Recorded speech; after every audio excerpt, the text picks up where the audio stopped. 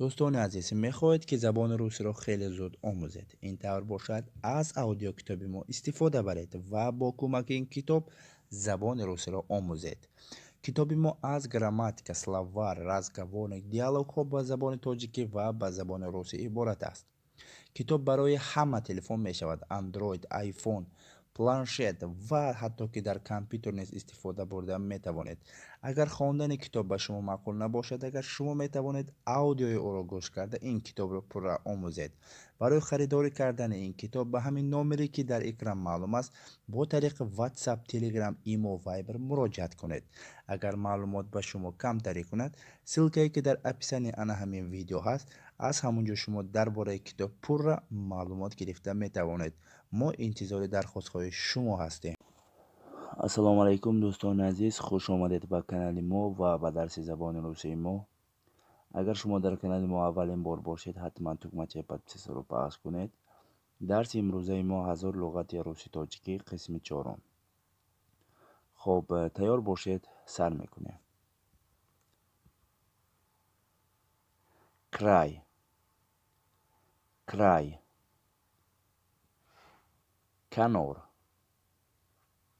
край, гость, гость, мehmon, гость, воздух, воздух, هوا, воздух, характер, характер, фел, характер, борьба, борьба, جنگ, борьба,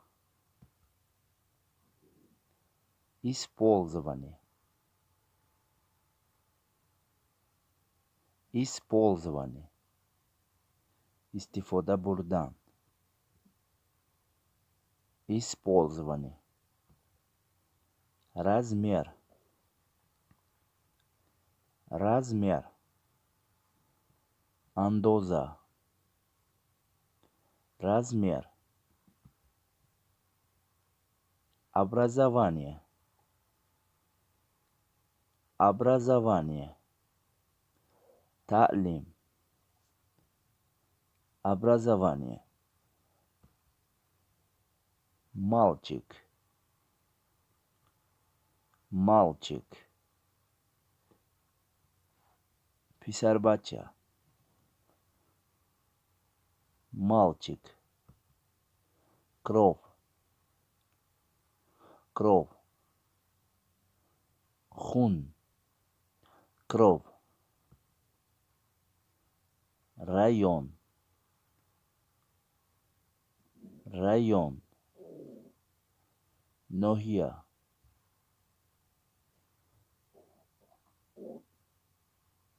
район, небо, небо, осман, небо, армия, армия, класс, класс, синф, класс, представитель, представитель, вакиль, представитель, участие, участие, اشتراک کردن, участие, девушка, девушка, دخترچه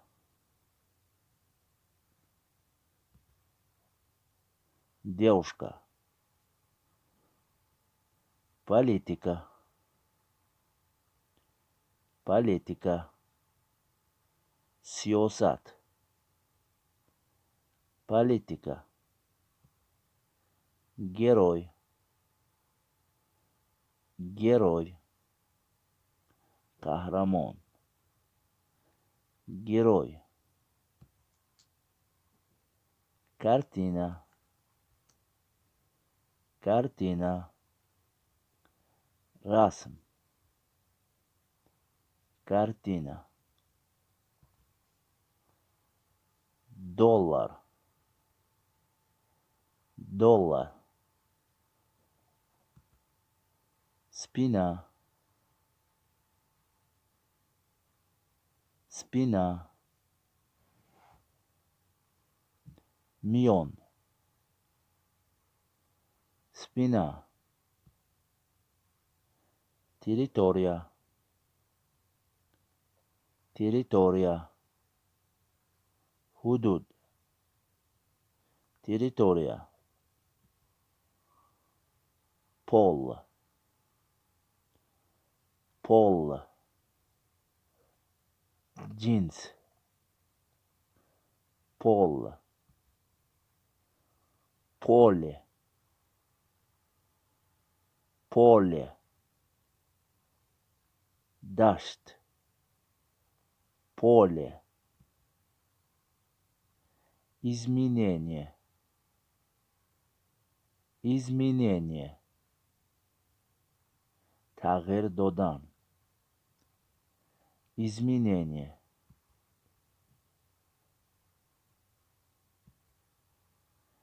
направление направление уsul направление рисунок рисунок расм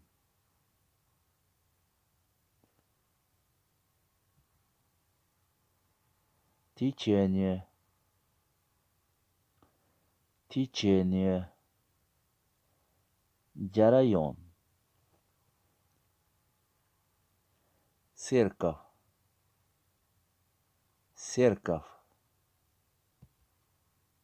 معبدخانه церковь банк банк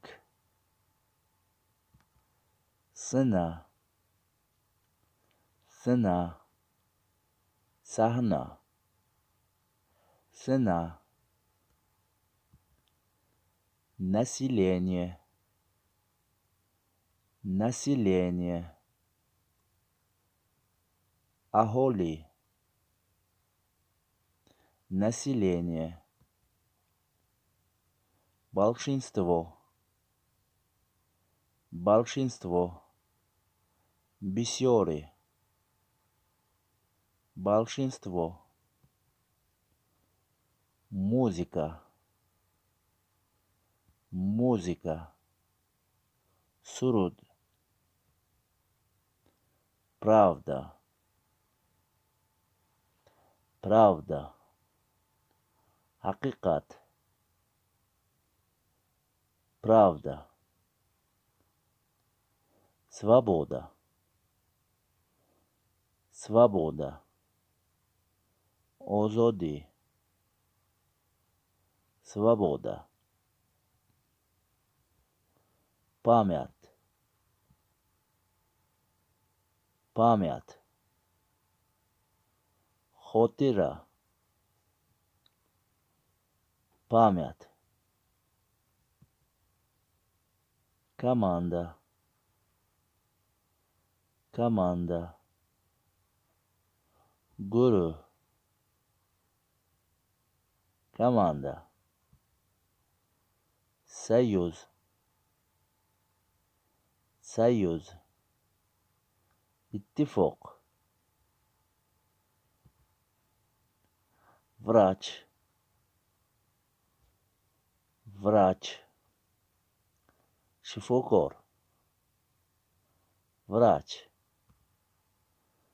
договор,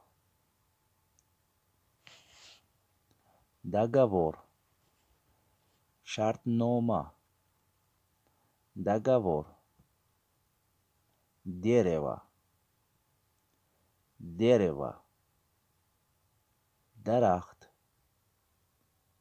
дерево, факт, факт, испот, факт, хозяин, хозяин, сардор, природа,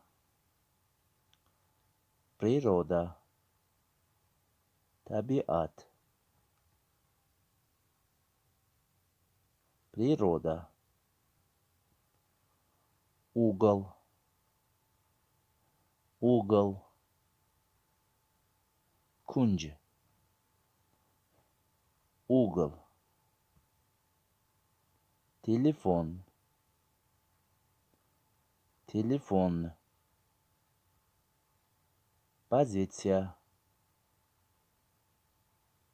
позиция, вазият,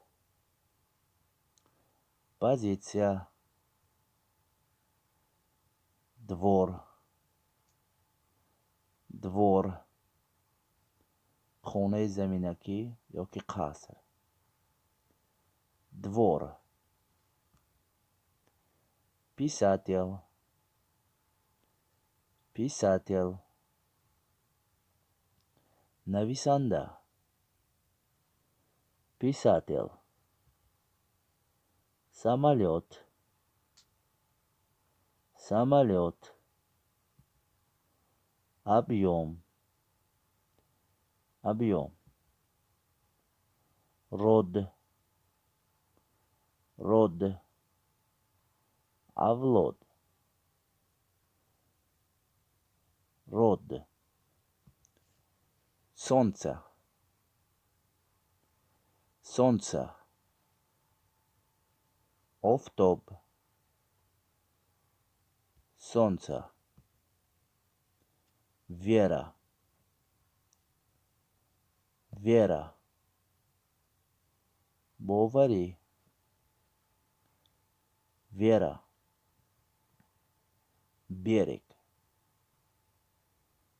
берег сохил спектакль спектакль фирма